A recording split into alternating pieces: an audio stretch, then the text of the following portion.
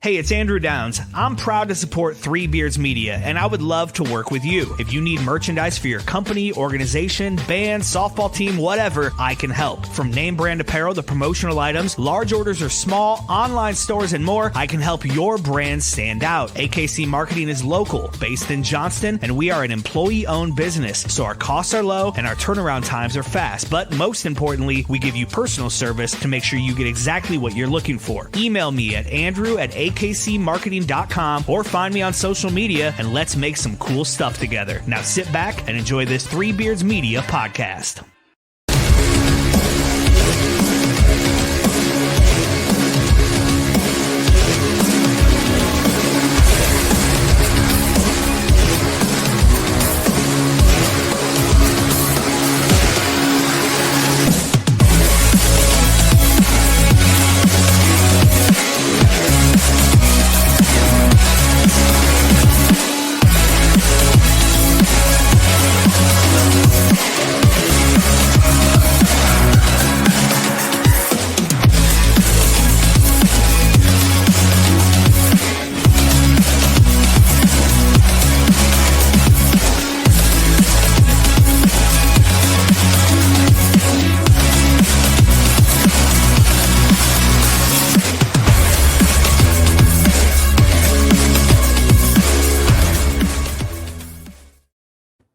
Welcome into the Hawks Eye View. I'm Andrew Barber with Drew Shipley. I was going to say good evening, but I don't know if can I say that? Is it still a good evening on the Hawks Eye View? You can see the title of this episode. In spirit of Festivus, I think we're going to have a late Festivus here in January, or is it early? Are we late or are we early? I don't know. I think we're late. I think the Festivus was supposed to be like the 23rd of December or something. It's fine. We're still doing it. 23rd of January, a month later. Here we are. We're early for Festivus 2025. Go ahead, Drew. Just go. How are we going to do their tests of strength, though? I don't know. I was really just more going to air the grievances. Feats of strength, maybe we'll do that later in the year, but... Okay, well, minus Lucy Olson's perfect shooting night yesterday and a drubbing of Washington. They lost 5 in a row before that. Put them solidly on the bubble. And, talking at the beginning of this season, thinking that their ceiling would have been, top 16 in the country, top 4 seed, hosting the first and second rounds of the freaking tournament, to one of the last 4 teams in, along with Iowa State, which is having an equally disappointing season in their own right. First year under Jan Jensen, regression of growth from Hannah Stolke, Sydney Falter. I guess she's doing better than I thought in a different role. But by and large, not seeing the growth that we need from the senior class, the upperclassmen, to let these freshmen grow as a collective team, because we expect a lot out of this freshman class, and I don't think the returns have been there as of yet. So I would say that on the women's side. The men's side, I mean, what have we not said about the defense? I mean, I told this to Keith Murphy the other day that I feel like anytime a basketball team scores 80 points, you should win the game 90% of the time. And I mean, we scored 85 points against Wisconsin and lost by almost fucking 40. Right? Like 35, something like that. Give up 115 points. And let's be clear here. Wisconsin is not an offensive juggernaut. They haven't been ever. They've been like the Virginia of fucking Big Ten basketball, right? Not anymore, but yeah, I get where you're going. Go out there, grind wins out at 55, 60 points a clip. Like, maybe not anymore, maybe not this year, but in the last decade for sure, I feel like they've been the Virginia of the Big Ten. Just grind wins out 55, 60 points. That's been their style more often than not. I would say it's a little different for them this year, but yeah, more often than not, you're right. Losing to the worst fucking team in the conference at home with 5,000 people in your house is fucking embarrassing. Yeah. There's a reason why there's only fucking 5,000 people there on a fucking Tuesday night at 8 p.m. tip. Yeah. Minnesota's no longer the worst team in the Big Ten. I mean, at least record-wise or in the standings. They got out of the cellar with that win at Iowa. And what, they were up fucking 25 points on us at one point too, weren't they? 20, 25, something like that. They were lucky. They're up 20. They're up 20 at one point. I mean, just how many years are we in and expect a different result on defense? Yeah, we're 16 years in.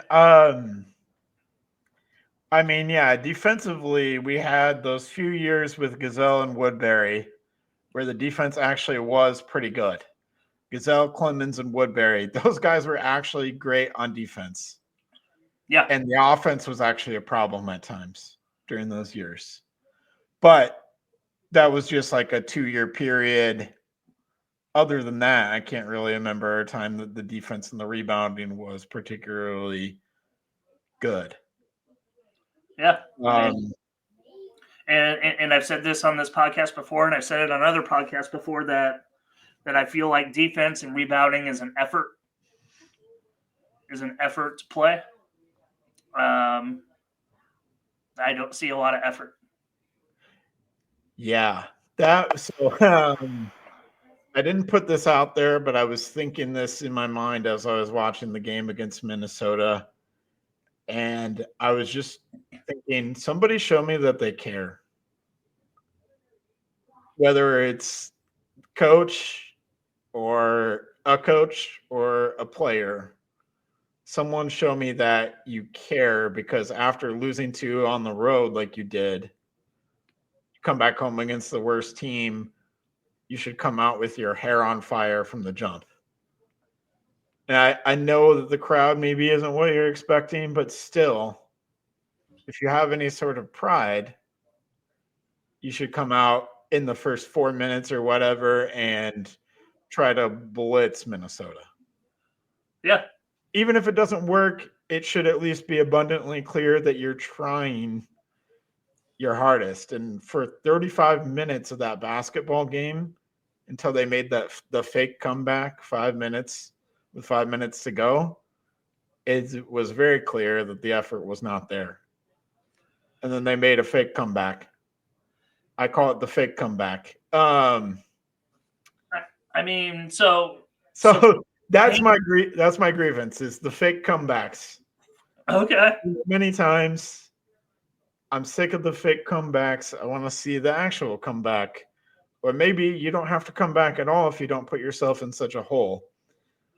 We had that awesome fake comeback against Tennessee in the second round of the NCAA tournament. That was the Isaiah Moss game. I called the Isaiah Moss game because Isaiah Moss got hot, but he also shot us out of the game. So then he went to Kansas. And lit it up in a few games for Kansas, but yeah. So I mean, fake comebacks, I like that. Yeah. Yeah, the Tennessee game actually in that second round, that was actually probably one of the higher points of the Fran McCaffery era, I would say, actually. Being up against a team that eventually went to the Final Four. That was a team that went to the Final Four that we forced to overtime, and they didn't really face a lot of competition. I'd have to go look. But until they got to the Final Four, they didn't really. And didn't we have to overcome a 20-point lead in the first round game too to even make it there? Yeah, we overcame that against Cincinnati. We were the 7 seed. Cincinnati was the 10 seed. We overcame a late deficit against Cincinnati. Bohannon hit a shot and some free throws down the stretch to kind of shore that up. That and the Big Ten tournament run where we won it all, and the amazing games against Indiana and Purdue were, in Keegan Murray's final year, were probably the highlight of the Fran McCaffery, the 2 highlights of the Fran McCaffery era. And then when we lost in the first round after that? Yeah, okay. We don't bring that up. To the We don't talk to- about that here. to the Richmond Spiders. We don't talk about that here. We only talk about losses to UAB and Hampton here. We don't talk about that. Yeah, we don't talk about losses to Richmond or Northwestern State. No, nobody remembers that. No, not at all. Okay. I don't remember that. I don't even know what you're talking about. Yeah, so there's that, and it seems like at certain points during the Minnesota game too, I'm thinking this is where Fran would blow his top at the players or somebody, and we just haven't seen that. Whether you like that or not, I don't care. But that's how you know Fran is actually there and engaged. He, gets in the guys' faces and they respond. That's not happening. That's not happening anymore. So to me, that is a sign of someone checking out personally. Or maybe he knows the guys won't respond to that. I don't know. I'm trying to be charitable, I guess, by saying that, but it doesn't look good. There's been a recent change in the head shed at the University of Iowa, and her name is Beth Getz. Yeah. So I don't know if something was said on that level of like this behavior is not tolerated anymore. Because some of that was just absolutely ridiculous. Like standing in front of the ref and just staring him down. Like what nonsense is that going to do? Fran led to one of the greatest comebacks. He did. Is that against Michigan State? Yeah. 2 years ago against Michigan State, it led to one of the greatest comebacks. I don't know. Some of the shenanigans, I guess. You're right. We haven't seen any like FranCon 5 blow-ups on any level towards referees, towards players, towards anybody. So, I think it is probably one of those two options if Beth Getz is reeling him in or if he's just lack of interest. Or he's found inner peace and, just this is a new calmer Fran. He's found Jesus. He's found some sort of enlightenment or God or whatever. Yeah. Buddha's hanging in his office. I have no clue. I'm just saying that's the charitable option there. Right. I think the less charitable and the more likely option is that he's mentally checked out. Another thing I was thinking about, another grievance that I've had and people have long had with the Fran McCaffery era, and this is a lot of Fran McCaffery grievances I'm throwing out here. That's okay. But it's pertinent. It's pertinent. The not playing players with 2 fouls has always been a huge thing for me, and I was thinking about this more because the psychology of a basketball player is huge. Like, people don't understand how much of the game of basketball is actually mental. Like, we all see the physical, but the mental is very important as well. In the back of your mind, if you play for Iowa and you get 1 foul, you're automatically kind of backpedaling defensively and in rebounding situations because you know that if you get 1 more, you're done for the half. And then very likely as well, if you pick up a quick third early in the second half, you're done. So, but that's always kind of in your mind, and you're kind of wondering about that. And you don't know how each officiating crew is going to call any given game. And you can have an idea because you've seen some of those refs before, but you don't know how tightly things are going to be called, but that's it's something that you have to worry about. That's true. But I think it was the Utah game where we were so shorthanded that Fran had to play Harding and Peyton Sandfort in the first half with 2 fouls. for an extended period of time, and they didn't pick up a third. Neither one of them picked up a third. We actually won the Utah game. Right. So that's a minor example of a grievance that I have, but I think it just speaks to the overall. Fran has had a philosophy from the start, and his philosophy hasn't changed much. And the thing is he's been consistent throughout, right? Like, it doesn't matter if it was a low leverage game or a high leverage game, or like, all the marbles, or a fucking non-con against North Carolina A&T. Right. Like, always hitting on 16 at blackjack. Always. Sure. And I think I would rather it be that way. Always one way or always another. Because then you're not giving up false expectations. Like, why are you taking the best player out of the game? He's got 15 points and 8 boards in 12 minutes.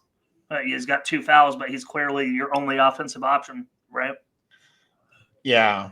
Well, okay, so you're either going to miss him for the last 8 minutes of the half, right? Or you're going to miss him the last 8 minutes of the game if he fouls out, worst case scenario. Right? So I think, like, I don't like the philosophy, but I like that he plays it all the time. Does that make sense? Yeah. It hadn't mattered if it was Joe Wieskamp or fucking Dembele or like Peter Jock or Luka Garza. Right. Or Mike Gasol, or like, I don't know, name somebody that fucking sucked. I don't know.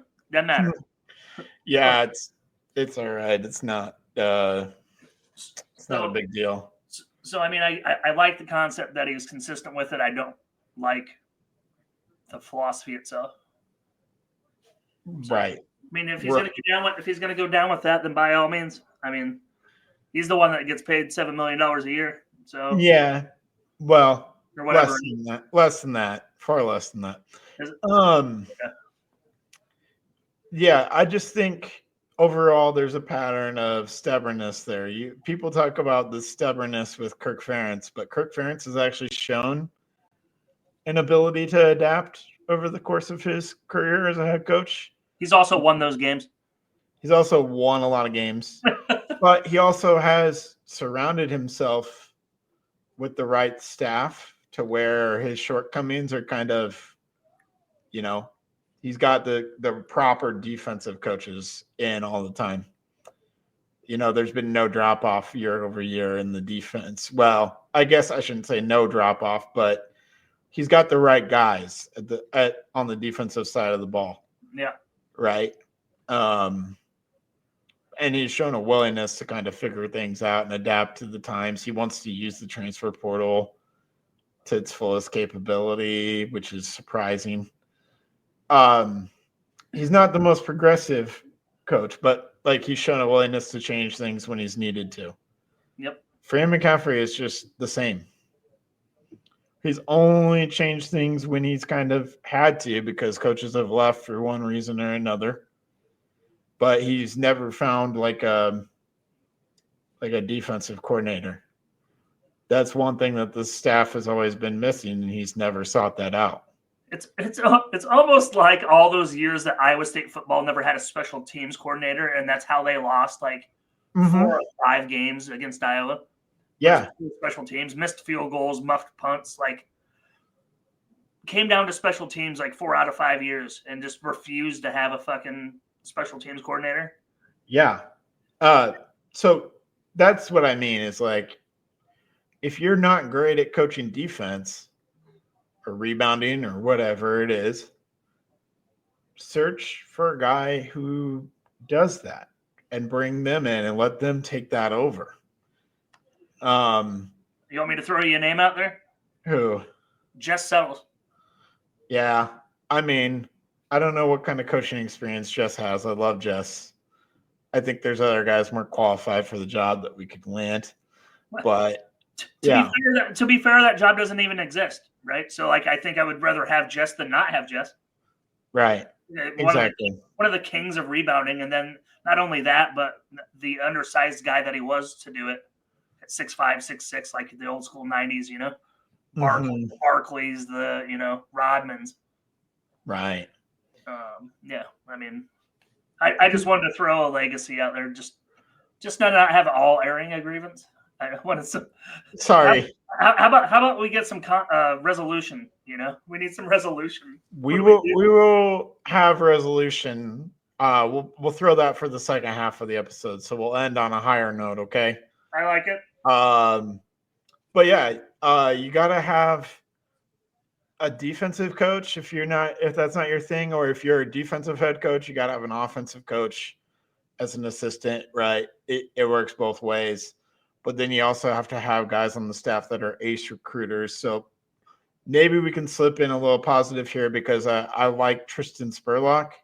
He's recently has been made part of the staff, and he just had his biggest recruiting win. I mean, he was the reason, like primary reason why we just landed Josh Lewis earlier today, who I talked to you about.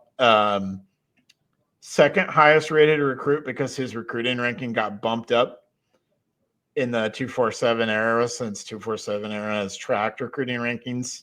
So he's second only to Tyler Smith. So that's a huge win. And so I think Fran hasn't had a guy like Spurlock hanging out on the staff for all of his years, and it's kind of hurt him in a lot of ways. He's done well to identify guys who are maybe under the radar and then develop them up. Like we've talked about a lot of them. Jared Utoff was a guy that he brought in, Aaron White, Clemens, the Murray twins weren't very highly sought after, but they were a legacy Iowa thing, but he really developed them. We've seen Fran do that, but having an ace recruiter is kind of a big deal too. So he's finally has that now. I think he's got a guy who can really help on that front. But yeah, I don't know. Here's the thing, Andrew, since we're going to stick with airing of grievances this half hour, is I did a little research of the other top 5 recruits of the Fran era, right? Yeah. What did Tyler Smith do? Well, he stayed here for 2 years and transferred to Tennessee. And then he got his ass kicked off the team, right? Did he get kicked off the Tennessee team? He got kicked off the Tennessee team after he was 2-time first team all SEC. Got kicked off. Yikes. Yeah. So then we had Adam Woodbury, right?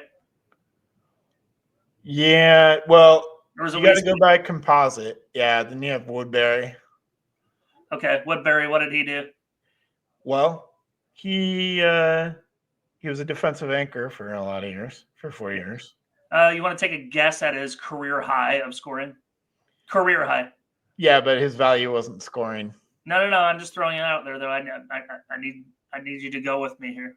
11 points. No, it was his career high was 15, actually. Okay, nice. His average was 7 and 8. Okay. Point was no conference honors, no All-Americans, no nothing, right? Let's go. Joe Wieskamp, first team All Freshman, second team All Big Ten, third team All Big Ten. Yeah, in all consecutive years.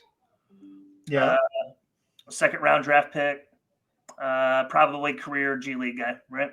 At this point. Yeah. I don't know. I mean, as much as they built up like all the recruiting services out there of what Joe Wieskamp was going to be, you could have swore he was going to be an All-American. Yeah, and he wasn't even a first team All Big Ten. Right. He was great, and I enjoyed watching him. But he still wasn't the player I thought all the recruiting services were telling us he was. Mr. Basketball, Muscatine, Iowa.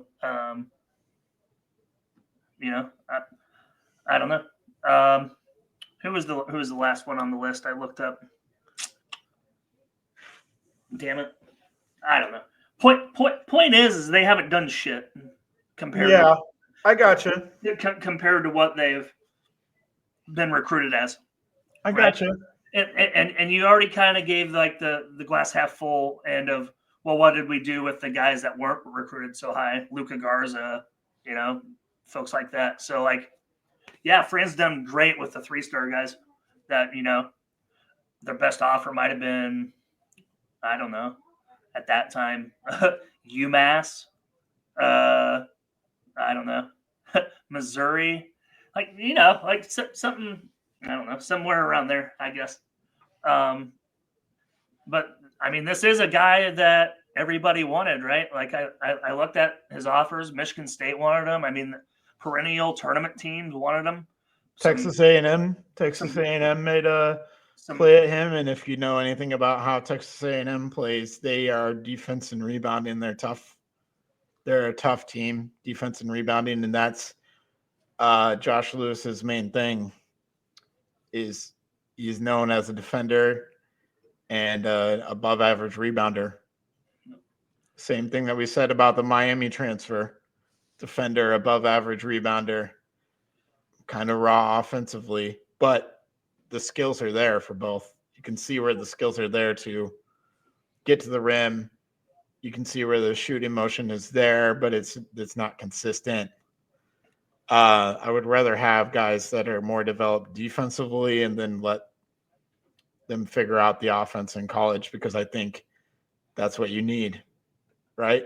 So maybe Fran is trying to do something that I accused him of not doing, and that's change. Maybe. I'm trying to be charitable here. I'm trying really hard to be charitable. The second half of the show. I know. That's all the second half of the show. I think we're going to have to go ahead and just take a break, and we'll get to the resolution part of the show. So we will be back.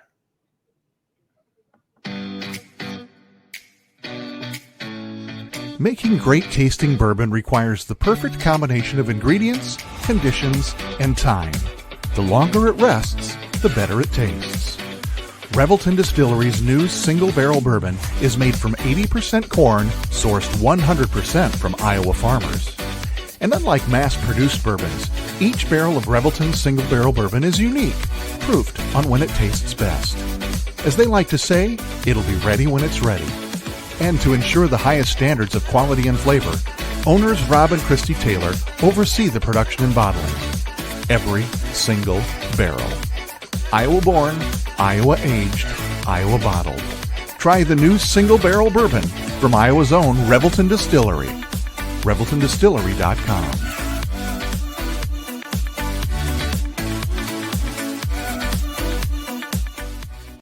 Whether you're buying, selling, or refinancing your home, or if it's simply time to renovate the one you're already living in, you need an experienced mortgage professional to help you analyze your financing options and to make sure the closing goes smoothly.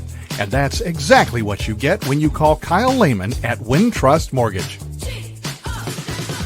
Kyle's experience and expertise, coupled with Wintrust's rates and programs, ensures you'll get the mortgage that's right for you. You may even qualify for down payment assistance. Before you reach out to a realtor, call Kyle and get pre-qualified, empowering you to start shopping for the home of your dreams. Call Kyle at 515-473-0546. Kyle Lehman, Wintrust Mortgage, 515-473-0546. In 2023, a crack Green Beret named Dan Douglas retired his military command and promptly escaped to a full-time career in real estate. Today, this man is wanted by home buyers and sellers who want to survive the process without spending a fortune. If you have a home to sell or want to buy one, maybe you can hire Dan Douglas at Green Beret Realty. You can find him at greenberetrealty.com. greenberetrealty.com. All right. Well, I teased you all a little bit there before break. Should have saved that for the second half of the show. But all right, we did enough airing of grievances. Drew, let's move on to some resolutions. Again, I'm just going to let you start. Let's start with the women basketball team. I think Jan needs to find the right rotations. I mean, they played 12 girls in this last game, and I think that's far too many. I think we got to find more trust. I think we need to let Taylor McCabe cook more. She was 4 of 6 last night from 3. Just think if she played frickin' 32 minutes. You know? She played, what did she say? What did she play? Let me see the box score. If they typically don't do minutes for the women's game, which is bullshit. She played 26 minutes. Okay. Think if she played 32. Give her another 6 minutes. She make 2 more?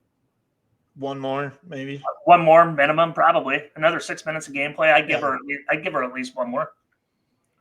You know, and I've said that Taylor McCabe's our best shooter this whole time.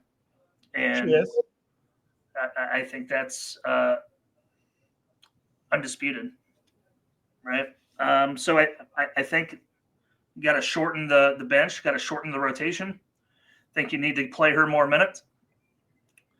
And you got to get back to putting your players in a position to succeed instead of experimenting with roles that they are not comfortable with. I've said this before. Hannah Stolke putting the ball in the court. I don't like it. Cynthia Falter. I mean, she's banging down on the boards. She's a workhorse, right? But I think doing that on the defensive end is taking away her offensive ability a little bit.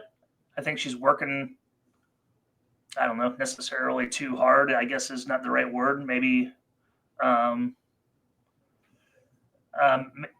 don't know, maybe some equal effort offensively and defensively from, I don't know, lack of better words, I guess. I don't know what words I'm trying to find, Andrew.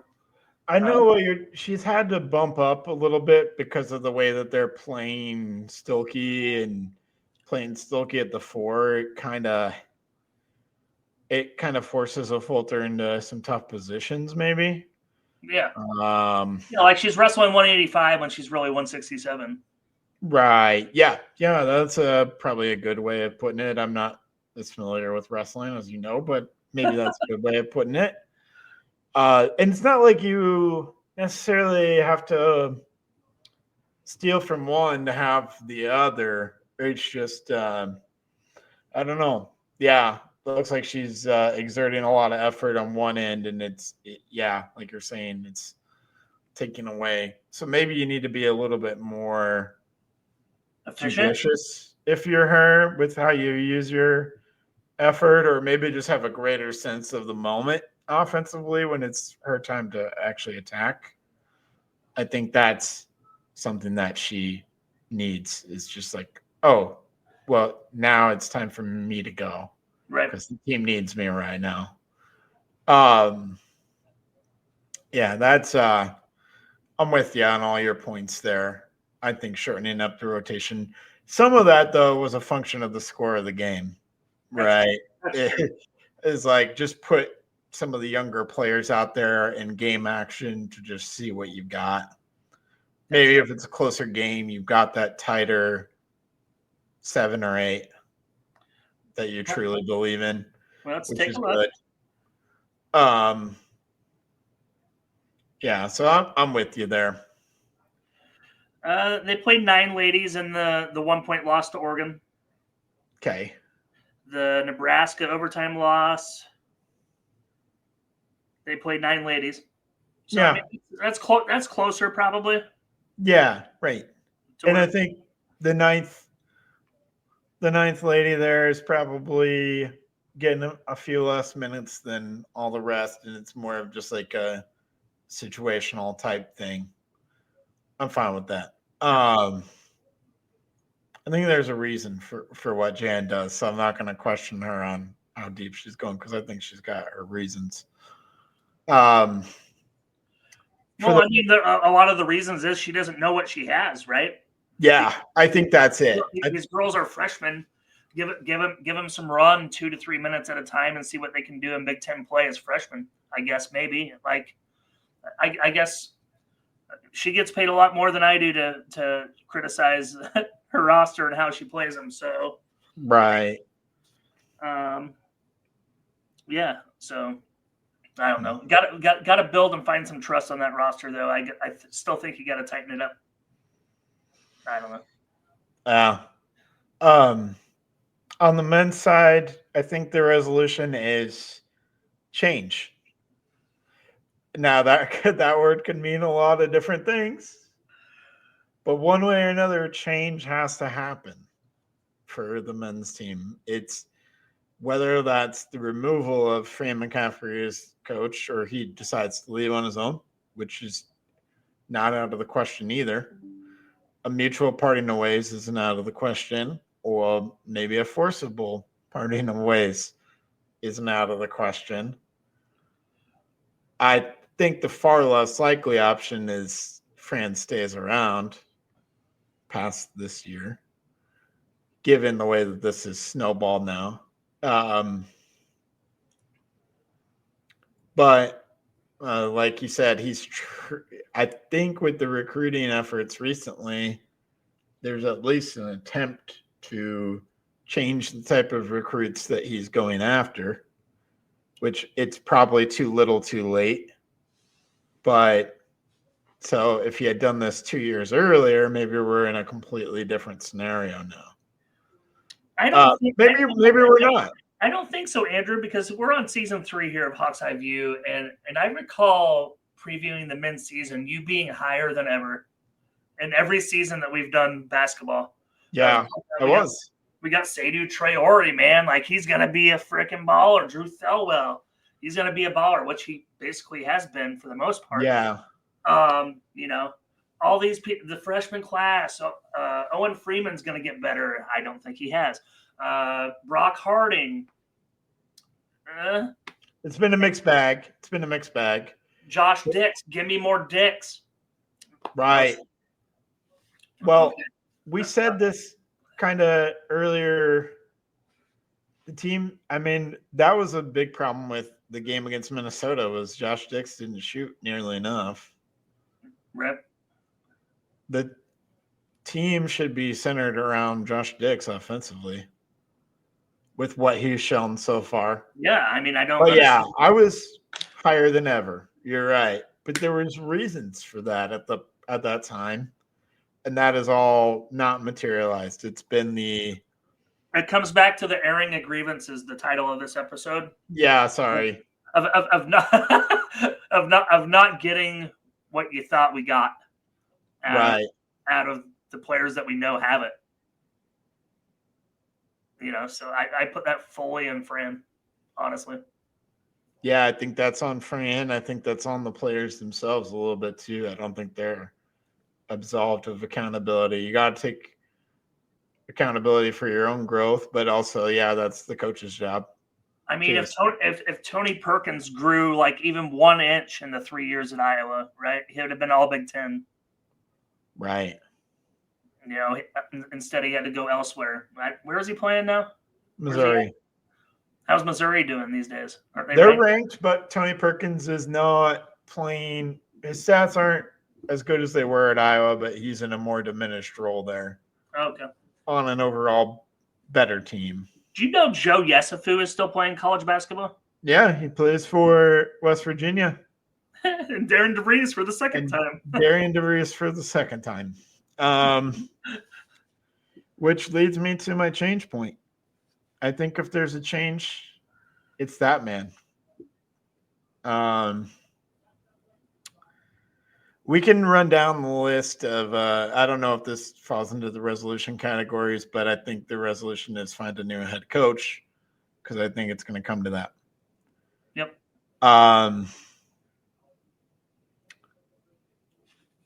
Darren DeVries has to be the first call, but there's a lot of complicating factors there with potential buyouts on both ends. Isn't Fran's only like $7 million though total? $5 million to buy out Fran is the number I know. $6.5 million to buy out Darian DeVries under his current contract, West Virginia could choose to renew and make that buyout higher. They might take that option. I don't know, but they could. But right now, as it stands, $6.5 million to buy Darian DeVries out from West Virginia, $5 million to buy Fran out. Unless he leaves on his own, then it's all null and void. No buyout for Fran. I just don't see him walking away from free money like that, though, Andrew. I'm going to rule that out, but I'm just saying that's a potential circumstance, possibility. So I know that the athletic department has a lot of money. The issue is, do you want to allocate that money to buyouts on both ends and then offering a new contract? Because you're probably talking about $20 million, give or take, in either direction. I think unfortunately you're looking at more of like a Tom Davis lame duck coach, swan song type deal, of where it's his last year, and for better or worse, and you're gonna just let it ride out. Yeah, I think that's a far more likely scenario. I also don't think that Darren DeVries leaves West Virginia after 1 year. I don't see him being a guy like that. Well, I don't think he would if it was for any other job other than Iowa. My sources say Iowa basketball is Darren DeVries' dream job. He would leave in a heartbeat. That sounds like the kind of guy we want. Yeah, for sure. The kind of guy that wants to be here. If that's not an option for whatever reason, say he doesn't want to leave West Virginia after 1 year maybe, or the money doesn't work out on Iowa's end with buyouts and what have you. The second call is Ben McCollum, who is from around the Iowa City area.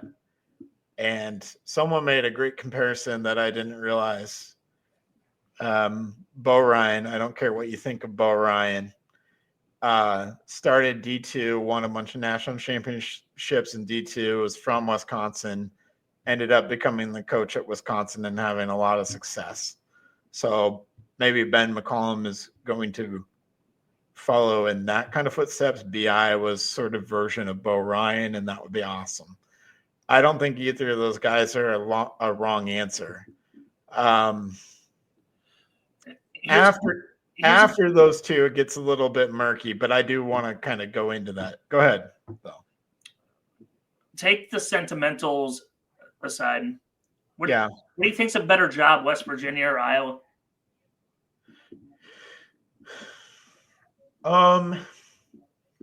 That's tough because with the current support at Iowa basketball, West Virginia is a better job. But I think that Darian DeVries would excite the donors and the fan base so much at Iowa that I think any new coach that is sort of an exciting name, I think, is going to make Iowa better than what they have been because the donors are going to be excited. There's a lot of excitement around a new coach. Sure. Right. And I think there's, like we talked about with Ross Peterson when Ross was on the show, Fran doesn't excite the donors. He's right about that. Yeah. So if you get a coach that will excite the donors, then I think Iowa becomes a better job. But as it stands right now, West Virginia is a better job than Iowa. It's also the toughest play in the country, or toughest place to play in the country. West Virginia? Yep. By Why Jerry Palm's metrics. Oh, okay. It's literally the hardest place to play in the country is Morgantown, West Virginia. All right. Interesting. Yep. I've never heard that. But oh man, I've heard it's a tough place to play regardless, not necessarily number one all the time, but I mean it's been up there perennially for the whole Bob Huggins era, probably Press Virginia, like at its height. Yep. And I think Darren DeVries is reestablishing that feeling there. I mean, they're kicking ass, and then they turn around and lost to Arizona State. They're kicking butt, Yeah, they have a lot of marquee wins. I mean, they beat Arizona and Gonzaga on neutral court back-to-back games. Yep. Not that either of those teams are national title contenders, but they're pretty good. They're solidly in the NCAA tournament. They're going to be probably top 4 seeds. Both of them are right around that conversation. They beat Kansas on the road, which Kansas is down. Kansas is a mess. We could talk about them a whole other time. They're a mess.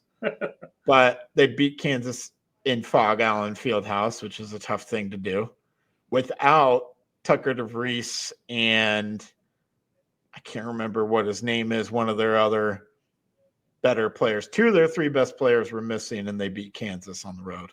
Does Joe Toussaint still play there? No, Joe Toussaint ended his career at Texas Tech. Okay. 2 years ago, I believe. Been that long? Holy cow. Yeah. So, but then they beat Iowa State at home again without Tucker DeVries. Javon Small is probably their best overall player.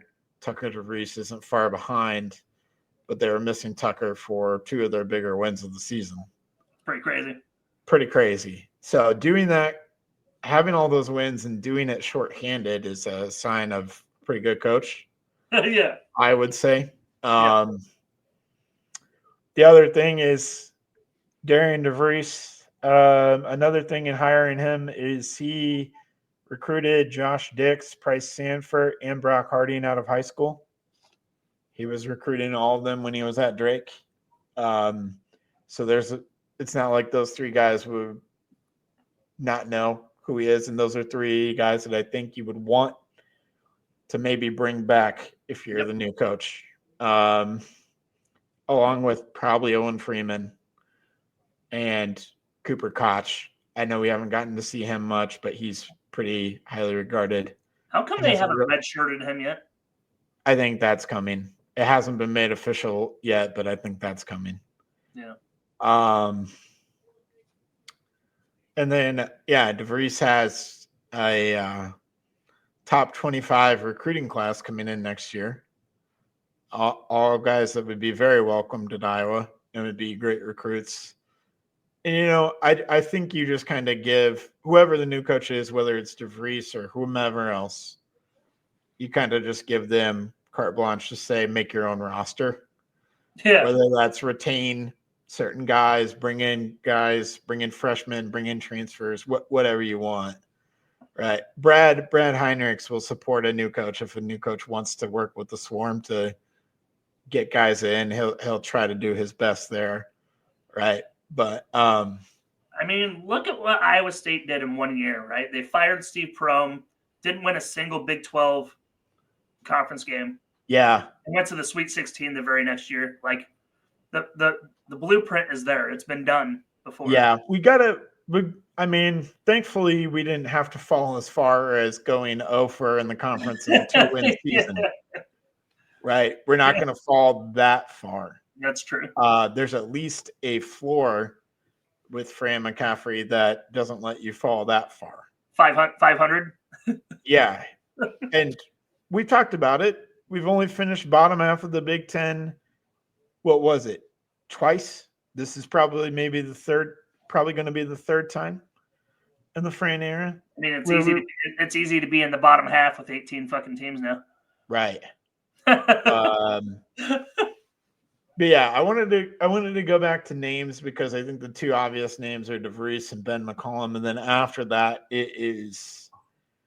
I think there's one other maybe obvious name that I really like. Chris Jans from Mississippi State. I love the way his teams play. He has an Iowa City connection. I believe he was here as an assistant coach. He's had some off the court issues personally that might give people hesitation about him, but his teams couldn't be a bigger switch up from Fran McCaffrey. They're all built around defense and rebounding and toughness, and very much Mississippi State tries to do very Wisconsin things in the SEC. So I think that would be very welcomed, but it's not like It's not like the Lickletter era where we're trying to win games in the 40s. It's different than that. And Mississippi State's shown some offense this year, which has made them a much better team. Sure. So Chris Jans has figured things out offensively, which is crazy because that is kind of what was preventing them from taking that next step as a program. So I think he's a good option. And then the other two guys are Ryan Odom, VCU, and Josh Schertz, St. Louis, formerly Indiana State. First year at St. Louis. Odom, I think it's his second or his third year at VCU. Those would be the other. There's my top 5 guys that I want in the order that I would want them. So Mick Cronin and Danny Hurley are not on your list. Well, they're not realistic. Mick Cronin might be realistic. Danny Hurley obviously is not. No, he's the best fucking coach in the sport, and he's told everybody. Right, exactly. You saw that, right? Yeah. This guy. How big of an asshole can you be? Yeah, that definitely wouldn't connect with Iowa fans, I don't think. No. I think all the 5 guys that I mentioned would for sure connect with Iowa fans, would be a welcome change. There's other guys out there that I've heard. Steve Forbes has Iowa connections. Porter Moser is another name that I've heard. Fred Hoiberg. I don't want Fred Hoiberg. No thanks. No thanks. As much as I would like to mess with Iowa State fans, look at what he's done at Nebraska. He's basically done the same thing as Tim Miles. He has one NCAA tournament appearance in 6 years. Tim Miles got fired for having 1 in 7 years. No, thank you. Porter Moser made that run at Loyola, the Final Four run that we all remember. Yep. Went to Oklahoma after that, has never made the NCAA tournament. I don't want any part of Porter Moser. Steve Forbes, who everybody mentions a lot, was a great candidate in 2010 when we hired Fran, but is no longer a great candidate, has never made the NCAA tournament at Wake Forest. I don't want 2 head coaches from power conferences that have never made the NCAA tournament. I have no. It's pretty crazy to say that Wake Forest, because I remember in my early formative years, Wake Forest was a number 1 or number 2 seed almost every year. Tim Duncan era, and then the Chris Paul era. I mean, what happened to that poor school? And then the Al Farouk Aminu era. Yeah. I mean, they had a hell of a 7-8 year run there, man. Yeah, they sure did. So having all that history and not doing anything with it, I don't want Forbes. Okay. Oklahoma, maybe not the greatest basketball history, but you're in the SEC, you're in the Big 12 before, you have a lot of resources, and you haven't been able to do anything with it. Look how tough the fucking SEC is this year, man. Right. I'm just saying the Big Ten is a pretty tough conference too, and Fran has had more success than either of those guys. That's true. So if we're hiring someone new, I want to have someone that either has more success than Fran has had, or the same amount with potential, right? Or maybe hasn't had their chance at a power conference level, but you can see the potential. You write DeVries a freaking blank check and you get this thing over with. Yeah, I think so too. I just don't know if the university will get on board with that. I want them to. If they're serious about winning, I think that's what they should do. But yeah, that's unfortunately not my decision, because I would make that decision today. And let me say all this, this probably all sounds like, oh, you hate Fran, you're negative. No, I actually really love Fran McCaffrey. I just think it's just so clear that it's over. It's I think it's all come crashing down, unfortunately. So are you old enough to remember Tom Davis's exit? Not really. Tom Davis's exit, I remember Tom Davis, but not the circumstances surrounding his exit because I was 11, 12 years old at the time of his exit. It feels a lot like this. Okay. Like you didn't know he was on the way out until it broke that they were parting ways, mutually parting ways, right? And then he ends up at Drake, and then I watched Drake beat Iowa in Iowa City on my birthday the following season. It was pretty funny. With Tom Davis as the coach? With Tom Davis as the head coach of Drake, yeah, it was pretty great. But anyway, it's got a very very similar vibes, I guess is the word I would say. Yeah. We're going to find out particulars were made here probably in this week or so, but like, hey, friend, thank you for your service. Thank you for the 16 years, but we're going to let you go at the end of the season. We won't hear that until the end because Fran's a professional in that way, I think. Yeah, he is. He is. I know people don't like him for various reasons. I get it. He might rub the general public the wrong way, but his players have always had great things to say about him. And I think that's a good thing. For the most part, he's shown that he's cared. He's tried to win. He's gotten us to the second round. I know he didn't get us to the Sweet 16. His teams just weren't built maybe for those deep runs. And that's okay. That's okay. But we can find someone who can build us up for deeper runs. We might have to be okay with some valleys, though, because a lot of other programs, there's been pretty consistent success with Fran. That's why this year and next year, missing 2 years in a row, that's something that's never happened. Yeah. Under Fran. We haven't missed. Well, I take that back. Maybe it has. But it hasn't felt hopeless. It was early on when things were kind of rising, right? And it was getting us to success. Yeah. So I would say even 2 weeks ago, Andrew, I would have said to you that I felt the Iowa men's team had a better chance of making the tournament than the Iowa women's team. 2 weeks ago.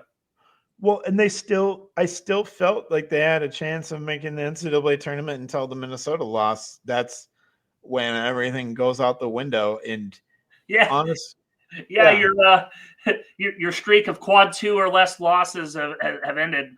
Mm-hmm. Yeah, but going 0-2 on the road like they did in their California trip put them in a pressure-filled position where they had to win at home against Minnesota and Penn State to even keep the NCAA tournament chances alive. Now the schedule is a lot tougher, like we've talked about. Yeah. And you got to win. I mean, if there's any scenario that could take Fran off the hot seat, it is winning at least 10 of the last 12 regular season games. And that's just not happening. No. But that's what it would take. That's what it would take to get him off the hot seat. Maybe. Because I would put you at 22 wins for sure in the NCAA tournament. But you're not doing that. They're not doing that. And if they do, I'll eat my words. I'll come on here and eat my words. But it's not happening. No. So, yeah. I mean, doing that, getting into the NCAA tournament and getting to the second weekend, I don't know. That could save Fran's job maybe. But that's just not going to happen. It's an unrealistic, far-fetched scenario that just won't happen. And the thing is do you think Fran might already be at peace? Maybe that's why we haven't seen blown-ups. Like he knows this is the end of the road. He's already been told. Yeah, or he made up his mind that this is the end of the road. I'm going to Butler next year, bro. Or I'm just done with coaching and I'm just going to go. Yeah, I'm just going to go enjoy watching my kids play. Go join Jay Wright on the CBS crew or some shit. I don't know. Whatever. No, I don't think Fran is prestigious enough to join on a crew. Maybe. No, nor is he like a personality enough to be even remotely interesting. He is interesting to listen to speak. I think he's more built for a podcast form. I think he's very much built for that. He's really good. He's really good on Hawk Talk with Gary Dolphin. Like I enjoy I enjoy those shows. Yeah, he's interesting to listen to speak. Yep. Man, I've gone longer than I expected, and I feel like I've talked too much. It's okay, man. We can wrap. We can wrap her up. We're coming to the hour, top of the hour here. Perfect. We usually run about an hour. We're right there at an hour. Do we want to do predictions for upcoming games? We can. What about the AFC and NFC championship games? Okay, let's hit our Super Bowl matchup here. Gosh, I'm gonna be boring. I'm gonna take the Chiefs and the Eagles and be super boring. That's so gross. It's gross. I am okay if I'm wrong, because it'd be intriguing to be wrong about that. So, go ahead. I truly think both underdogs could win this weekend. Yeah, I don't doubt it. I'm not saying that Chiefs and Eagles are going to both dominate. I think it'll be in doubt for both games. What Jaden Daniels has done this season has been nothing short of remarkable. God, it sounds like a homer pick though, because season ticket holder. I just came from there, but yeah, I'm gonna fucking do it anyway. I'm gonna go Commanders Bills. Hey, I love it, man. No, the Commanders are 6-point underdogs, and they're bigger underdogs than the Bills. Wasn't the first of the four falls of Buffalo to the then Redskins? It was one of the 4 Super Bowls in a row they lost. You could be right. I don't know. I'm Again, sure. that's before you were born. No, it wasn't before I was born. It kind of happened as I was a youngster. Yeah. That happened in the early 90s, right? I think the run was from like Thurman Thomas, 89 to 93, I think. Thurman Thomas, Bruce Smith, Andre Reed, Jim Kelly. Jim Kelly, yeah. So, yeah, I was anywhere from 1 to 5 years old during those days. So, don't ask me. Going Commanders Bills, I like it. Yeah, I love it. I would personally be okay with that, other than my 5-leg championship parlay that I entered in October would be dead. So I have all of the major sport champions. And you're good through what, 2 legs? I'm good through 1 leg because I had Ohio State winning it all in college football. I got the Chiefs. It's boring. I got USC women. Looks sketchy. I got the Alabama men's basketball, and I got the Boston Celtics repeating. What's that pay? $10 for 70,000. Oh, let's go. Yeah, Alabama is really sketchy, although I think they will be there. They were in the Final Four last year. I think they'll be around there this year. Yeah, Juju Watkins can stop UCLA, I guess. Yeah, I guess I'm really nervous about Boston. Boston doesn't look like they're going to repeat. And the Chiefs. I'm also very nervous about the Chiefs. They could absolutely lose. Your shit's going to end with the first leg. Yeah, it is. That's fine. I'm okay. Okay, but if I get Ohio State and the Chiefs, I might have to just cash out, because the cash out. You gotta see what that offer is. They offer you a couple hundo. Yeah, if they offer me like $1,000, I might just call it a day. So, but yeah, I like the Commanders pick. I don't think that's a homer pick. I think they're absolutely could win that game, especially with Jalen Hurts being injured. So, yep. All right. Well, I know the Iowa women have a game coming up soon, and I think they should be heavily favored in that game. Yeah, it's a home game against 7-10 Northwestern next Tuesday. I like Iowa women to win that one. The Iowa men play tomorrow night. I have no idea what's going to happen tomorrow night. Over under 2,500 fans. Who are they playing? Penn State. Oh, God. Penn State's not very good either. in the Big Ten standings. Let me guess, they play at 8 o'clock again too. 8 p.m. on Friday night. Both teams are 3-5 in the Big Ten. Maybe. Who knows? 6.5. 6.5. The over on total points. There. I can confidently say the over on total points. Whatever it is, the over on total points. 160.5 probably. Yeah. Screw it. Iowa to win. Yep, they both sweep. Yeah. They Let's both go. sweep. We'll be back next week. Oh, well, let's pick one other Iowa men's game before next week at Ohio State. Chalk it up. Loss. Yep, there you go. Yeah. So we'll beat Penn State, but we'll lose to Ohio State on the road, which I would have said before the season anyways. So we'll fall to 4-6.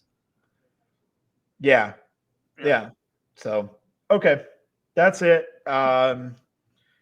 You got anything else before we get out of here and call it a night? Nah, I'm good, man. I feel much better, actually. Great. I knew we needed to just let it all out here tonight, and maybe we'll need to let it all out again in weeks coming. Who knows? But maybe we'll have some good news.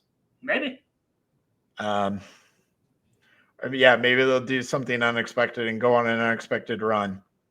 I don't think it could have been much of a worse of a week combined for the University of Iowa. I don't think it gets worse than what fans have endured this last 10 days or so. Yeah, it's been pretty brutal. Yeah. It's been pretty brutal. So nowhere to go but up, right? Yep, agree. All right. We'll leave you on that note, and we will be back next week, Thursday at 6 p.m. So thank you all for listening as always, and have a great night and go Hawks. Go Hawks.